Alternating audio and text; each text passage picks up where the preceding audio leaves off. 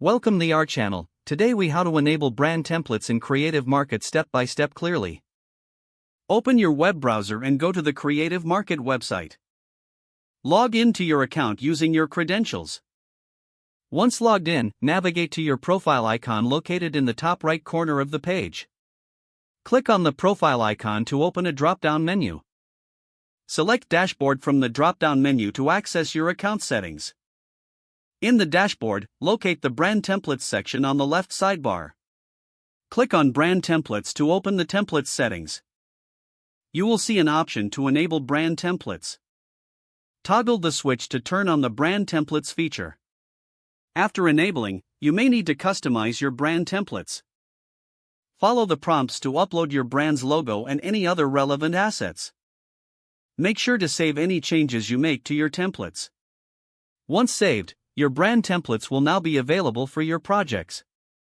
You can access them whenever you create or edit a listing on Creative Market. Review your newly enabled brand templates to ensure they align with your branding. Feel free to update or modify these templates as needed in the future. If the page does not load, refresh the browser or try again in a private or incognito window.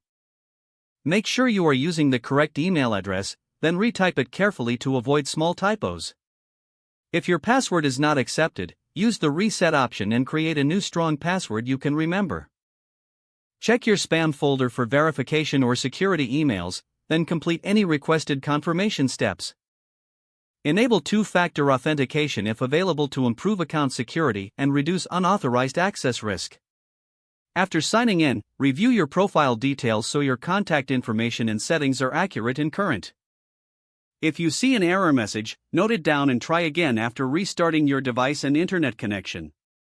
Log out when you finish, especially on shared devices, to keep your account and payment information secure. If the page does not load, refresh the browser or try again in a private or incognito window.